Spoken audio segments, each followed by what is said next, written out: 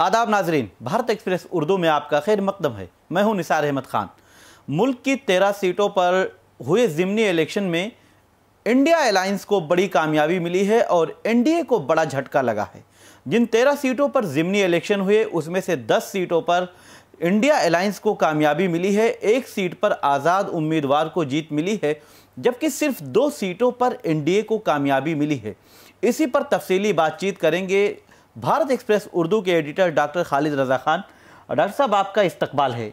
जो ज़िमनी इलेक्शन के जो नताइज आए हैं, इसमें इंडिया अलायंस को लोकसभा इलेक्शन के बाद एक बड़ी कामयाबी मिली है और एनडीए अलायंस को झटका लगा है। आप कैसे देखेंगे?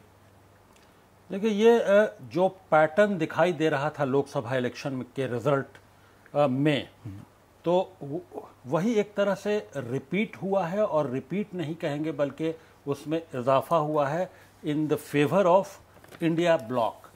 क्योंकि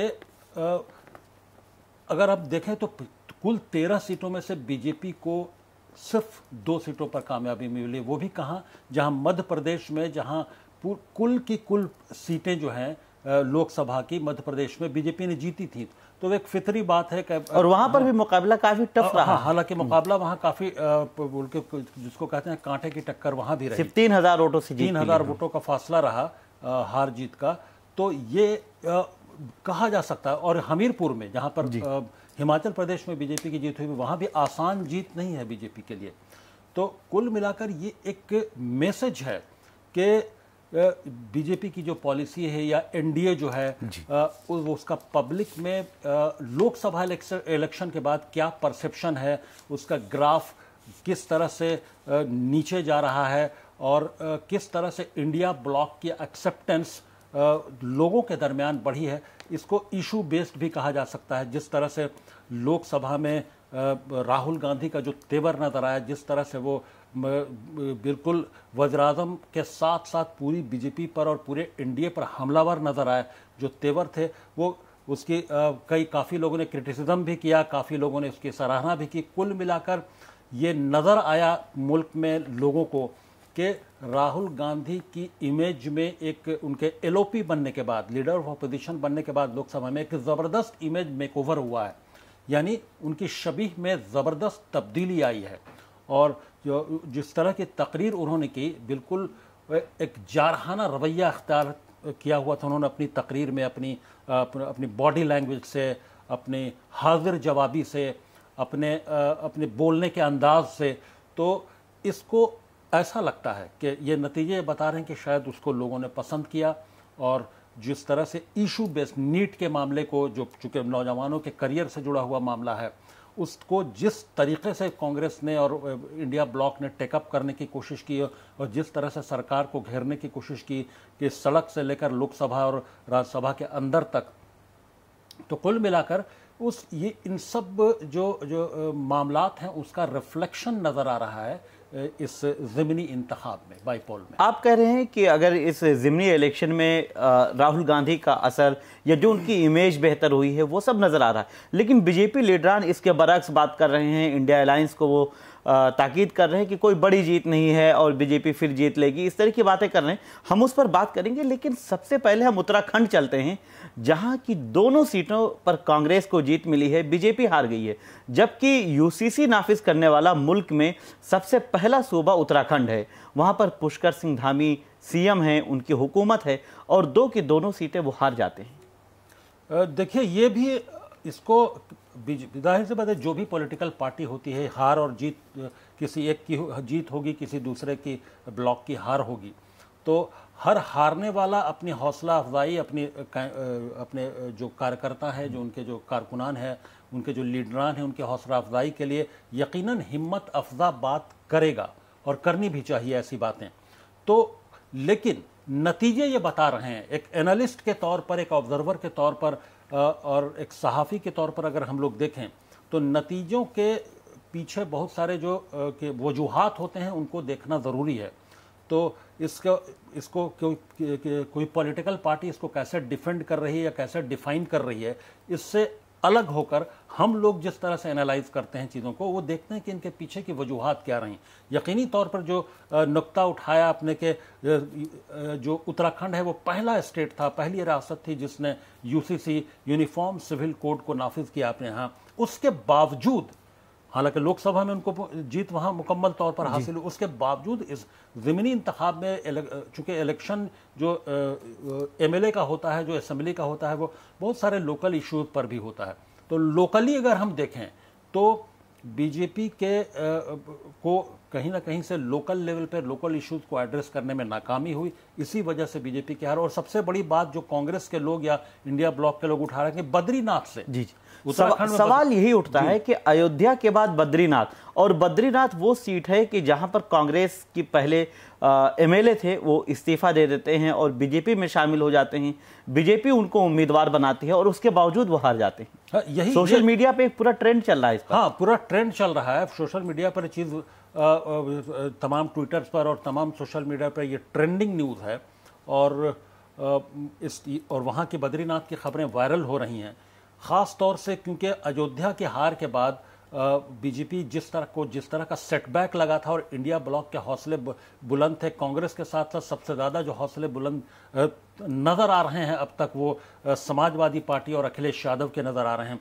वो जहां जाते हैं वो साथ में जो अयोध्या के जो उनके एमपी हैं उनको हर वक्त अवधेश प्रसाद को साथ में रखते हैं। यहां तक के उनको लोकसभा में पहली जो दोनों की बीच वाली सीट पर वो बैठते हैं, राहुल गांधी और अखिलेश यादव के बीच वाली एकदम पहली बेंच पर वो बैठते हैं।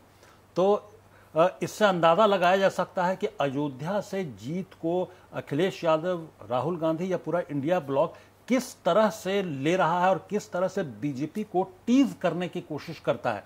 अवधेश प्रसाद फर्स्ट टाइम के एमपी हैं, उसके बावजूद उनको इतनी अहम, इतनी इंपॉर्टेंट सीट लोकसभा में, इतनी इंपॉर्टेंट पोजीशन पर बैठाना इस बात की दलील है कि वो फ्रंट पर रखकर मुसलसल बीजेपी को एक टीज करने की भी बात है या याद दिलाने की बात है कि देखिए आप अयोध्या हारे हैं और इसी शख्स ने आपको हराया है। और यहीं तक वो नहीं रहे, बल्कि डिप्टी स्पीकर का जब नाम लोकसभा में हुआ कि कौन होगा अपोजिशन की जानिब से, तो उसमें भी अवधेश प्रसाद का नाम टीएमसी ने फोन करके राजनाथ सिंह को, ममता बनर्जी ने, और उनका नाम पेश कर दिया। तो इससे अंदाजा लगाया सकता है कि इंडिया ब्लॉक के जो तमाम एलाइज हैं वो किस तरह से अयोध्या की बीजेपी की हार को किस तरह से ले रहे हैं और समाजवादी पार्टी की जीत को किस तरह, उसी तरह से बद्रीनाथ की हार को बीजेपी इंडिया ब्लॉक जो है उसको उसी तरह से पेश करने की कोशिश कर रहा है कि बद्रीनाथ बहुत बड़ा एक मजहबी धाम है वहाँ पर,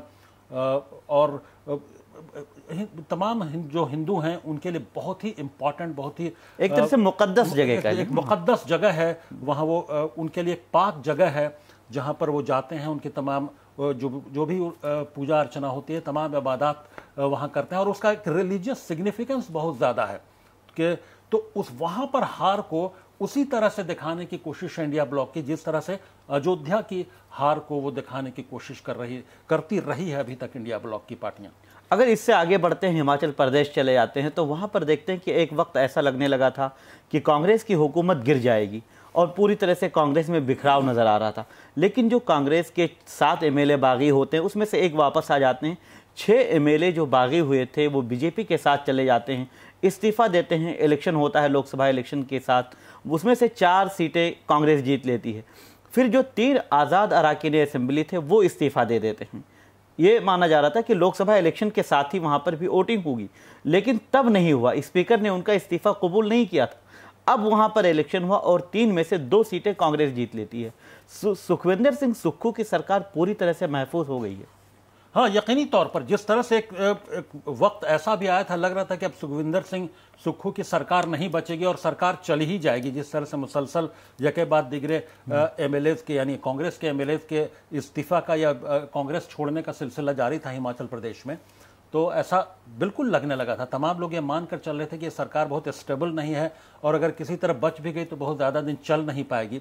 लेकिन कांग्रेस आला कमान का ही या सुखविंदर सिंह सुक्खू की पॉलिटिकल हम एक्यूमेन कहें कि उन्होंने हालात को मैनेज किया और इलेक्शन जो वहाँ पे जिस तरह से जो एमएलएज के डिफेक्शन के बाद, जो कांग्रेस छोड़ने के बाद बीजेपी के में गया, उसके बाद किस तरह से कब किसका इस्तीफा मंजूर करना है नहीं करना है, और कब इलेक्शन को उन्होंने किस तरह से एमएलएज के डिफेक्शन के बाद भी जिस तरह से वहाँ के ज़मीनी इंतखाब को 2 हिस्सों में बांट दिया उन्होंने, एक लोकसभा के साथ कुछ सीटें हुई और उसको बाद में कुछ 3 सीटों पर अब हुई, जिसमें से 2 अब हुई।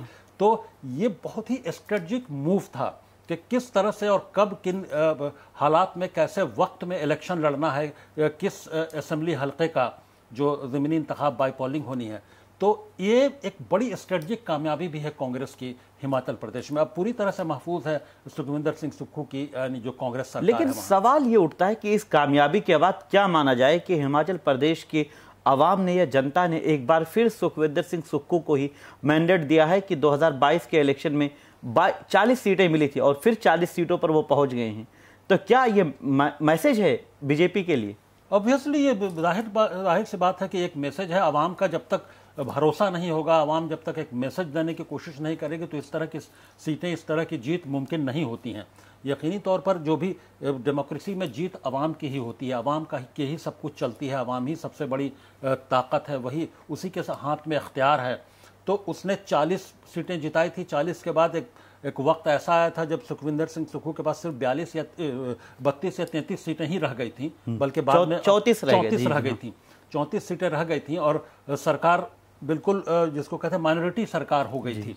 तो वैसे में लग रहा था कि लड़खड़ा जाएगी सरकार और सरकार गिर जाएगी, या फिर ये माना जा रहा था कि बीजेपी में जो के लोग और बीजेपी में अमित शाह जो है चाणक्य की भूमिका में रहते हैं, तो वो किसी न किसी तरह से मैनेज करके कांग्रेस की सरकार नहीं रह पाएगी वहाँ पर और बीजेपी की सरकार बन जाएगी। लेकिन ऐसा हो नहीं पाया प्रैक्टिकली, और यहाँ पर ये स्ट्रेटजिक मूव कांग्रेस का बहुत काम आया जी। अगर इससे आगे बढ़ते हैं तो मगरबी बंगाल, वेस्ट बंगाल जाते हैं। ममता बनर्जी ने 4 की 4 सीटों पर कामयाबी हासिल कर ली, एक तरह से क्लीन स्वीप कर दिया है। बीजेपी की वहां भी बड़ी नाकामी है। तीन एमएलए जो थे वो बीजेपी छोड़कर टीएमसी में आए थे। देखिए यही सीन लोकसभा में भी हुआ था। लोकसभा में भी बहुत सारे ऐसे कैंडिडेट थे जो टीएमसी छोड़कर बीजेपी में शामिल हुए थे और उन लोगों को हार का सामना करना पड़ा। और बीजेपी की ज़बरदस्त 18 सीट, कहाँ पिछली मरतबा 2019 में 18 सीटें बीजेपी के पास थी लोकसभा की मगरबी बंगाल में, और अब महज वहाँ पर 9 सीटें रह गई हैं। तो ये एक ज़बरदस्त हार है। और ममता बनर्जी ने लोकसभा इलेक्शन में 2024 के लोकसभा इलेक्शन में साबित किया कि वहाँ उन्हीं की चलेगी, वहाँ वही चलाती है, वहाँ वही अवाम उन्हीं को टीएमसी ममता का ही जादू चलेगा, ममता का ही जादू चलेगा। और ये असर अभी यूं कहें कि बीजेपी अभी लोकसभा 2024 के इलेक्शन की हार से पूरी तरह से, यानी खास तौर से मगरबी बंगाल में अभी उस हार से उबर भी नहीं पाई थी, कि अभी कुछ असेसमेंट भी नहीं कर पाई थी कि हार की वजह क्या हुई, आइंदा कैसे करेक्शन किया जाए, कैसे मामलात को दुरुस्त किया जाए, कील कांटे कैसे दुरुस्त किया जाए। उससे पहले ही फिर से यह हार हो गई। तो यकीनी तौर पर यह ममता बनर्जी का जादू है, टीएमसी को वहाँ के अवाम की हिमायत हासिल है। तो ये उम्मीद भी की जा रही थी कि वहाँ ममता बनर्जी की ही, यानी टीएमसी की ही जीत होगी ज़मीनी इंतखाब में। लेकिन बिहार की जब बात करते हैं तो वहाँ पे इंडिया अलायंस और एनडीए गठबंधन दोनों को झटका लगा है और रुपौली सीट पर आज़ाद उम्मीदवार ने जीत हासिल कर ली है। शंकर सिंह ने वहाँ से जीत हासिल की, हालांकि वो पहले एलजेपी में रहे हैं। और एक तरह से देखा जाए तो आरजेडी की जो बीमा भारती अभी कैंडिडेट थी, वो जेडीयू की एमएलए थी, उनके इस्तीफा देने के बाद सीट खाली हुई थी। वहाँ पर दोनों को झटका लगा है। देखिए, ये दोनों को झटका लगा है, लेकिन मैं ये कहूँगा जो तमाम हालात बता रहे हैं, ये एनडीए से ज़्यादा बड़ा झटका ये आरजेडी के लिए है या इंडिया ब्लॉक के लिए है। क्योंकि आरजेडी वहाँ पर कैंडिडेट आरजेडी के ही थे, तो आरजेडी के लिए झटका है। क्योंकि जो उम्मीद लोकसभा इंतखाब में की जा रही थी कि उस जो कामयाबी या जितनी नंबर ऑफ सीट्स लाएगी आरजेडी, ख़ास तौर से चूँकि इंडिया ब्लॉक में आरजेडी ही सबसे ज़्यादा मजबूत है बिहार में, तो वो सीट मिली नहीं। जो उम्मीदें थी तेजस्वी यादव से, जो मीडिया के लोगों को, जो पॉलिटिकल ऑब्जर्वर्स को, जो एक्सपर्ट्स को भी जो उम्मीदें थी, उस उम्मीद पर खरे नहीं उतरे हालांकि मेहनत बहुत की लोगों ने देखा तेजस्वी यादव ने, लेकिन वो नंबर में जीत के जो सीट में कन्वर्ट नहीं हो पाई उनकी तमाम मेहनत।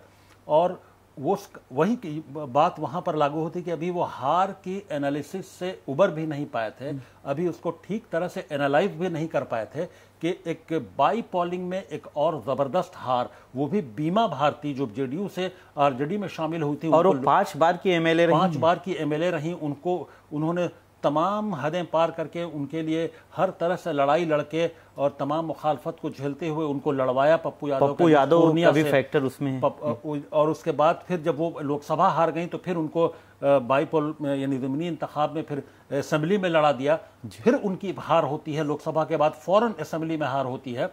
तो यकीनी तौर पर ये एक बड़ा झटका है, एनडीए के लिए ये बड़ा झटका नहीं है, ये सबसे बड़ा झटका आरजेडी और तेजस्वी यादव और लालू यादव के लिए है कि वहां पर उनकी हार हुई है। और जो कैंडिडेट शंकर सिंह जीते हैं वो एलजेपी में रहे, हो सकता है ऐसी उम्मीद की जाती है कि वो बाद में चंद दिनों के बाद इलेक्शन के दरमियान भी ये खबरें आ रही थी कि वो एनडीए का ही हो जाए, वो ज्वाइन कर लें। लेकिन ये कुल मिलाकर एनडीए के लिए तो हौसला अफजा होगा अगर वो एनडीए में शामिल, लेकिन ये झटका तो तेजस्वी यादव और आरजेडी के लिए है। आखिरी सवाल ये बनता है कि जब इंडिया अलायंस को कामयाबी मिली है, 13 में से 10 सीटें, बहुत बड़ा नंबर, बहुत बड़ा फर्क दिखाई देता है, 10 और 2 का मुकाबला रहा है। इसको अभी जो हालिया इलेक्शन होने वाले हैं कई रियासतों में, महाराष्ट्र में, हरियाणा में इलेक्शन होना है, फिर बिहार में इलेक्शन होगा, इससे पहले अभी यूपी की 10 सीटों पर बाई इलेक्शन होंगे, क्या असर होगा इसका? देखिए, अभी का जो लोकसभा के बाद से जो ट्रेंड नज़र आ रहा है और तमाम एक्सपर्ट्स की जो राय है उसके हिसाब से जो ट्रेंड नज़र आ रहा है वो अभी के ज़मीनी इंतखाब में नज़र आ गया, क्योंकि 13 में से महज 2 सीटें हासिल कर पाई बीजेपी और इंडिया ब्लॉक को 10 सीटों पर कामयाबी हासिल हुई। तो मुझे ऐसा लगता है इन तमाम हालात के मद्देनज़र, इस तमाम हालात के तनाजुर में हम अगर देखें तो लगता है कि आइंदा जो ज़मीनी इंतखाब होने वाले हैं उसमें भी यही ट्रेंड रहेगा, क्योंकि एक जब ट्रेंड शुरू होता है, ग्राफ जब किसी का ऊपर जाना शुरू होता है तो उसके कई फैक्टर होते हैं तो ग्राफ फिर ऊपर जाता है। जब तक कोई बहुत बड़ी तब्दीली या बहुत बड़ी वजह ना हो तो ग्राफ फिर नीचे नहीं। तो अभी इंडिया ब्लॉक का ग्राफ अभी ऊपर की जानिब जा रहा है, तो मुझे लगता है आइंदा ज़मीनी इंतखाब में भी इंडिया ब्लॉक को कामयाबी की उम्मीद लगती है मुझे। और जो आइंदा असेंबली इंतखाबात होने हैं ख़ास तौर से महाराष्ट्र में, झारखंड में और हरियाणा में, तो महाराष्ट्र और हरियाणा में भी जो हालात नज़र आ रहे हैं, तमाम जो ऑब्जर्वर्स और एक्सपर्ट्स की राय हैं उसमें ऐसा लगता है कि इंडिया ब्लॉक मजबूत पोजीशन में नज़र आ रही है। अब हालात ज़मीन पर क्या हैं, अवाम किसके आस फैसला करती है। और झारखंड में भी कमोबेश मुकाबला बराबर का ही नज़र आ रहा है। तो अब देखा जाए कि आइंदा इंतखाब जो असेंबली इंतखाबात होते हैं इन 3 रियासतों में उसमें क्या नताइज होते हैं। तब तक अभी काफ़ी वक्त है, अभी तकरीबन 5-6 महीने का वक्त है उन तमाम 3 रियासतों में इलेक्शन में। 5-6 महीने में बहुत तब्दीलियां हो सकती हैं, बहुत सारे फैक्टर्स सामने आ सकते हैं जो बीजेपी को भी एडवांटेज दिला सकते हैं। तो वो उसका इंतज़ार करना होगा हम। ठीक है, बहुत शुक्रिया आपका बात करने के लिए। तो बहरहाल तमिलनाडु, पंजाब, उत्तराखंड, मगरबी बंगाल, हिमाचल प्रदेश, यहाँ तमाम सीटों पर बीजेपी को झटका लगा है, एनडीए को झटका लगा है, इंडिया अलायंस के लिए खुशखबरी आई है। और अब जो आने वाले इलेक्शन हैं उस पर इसका कितना असर होगा ये भी एक बड़ा सवाल है। बहरहाल आप देखते रहें भारत एक्सप्रेस उर्दू और मुझे दीजिए इजाज़त। हमारी वीडियो आपको पसंद आए तो लाइक कीजिए, शेयर कीजिए और सब्सक्राइब कीजिए। साथ ही कमेंट बॉक्स में आप अपनी राय भी ज़रूर दें। और हाँ, अगर फेसबुक पर आप वीडियो देख रहे हैं तो हमारे पेज को फॉलो करना ना भूलें।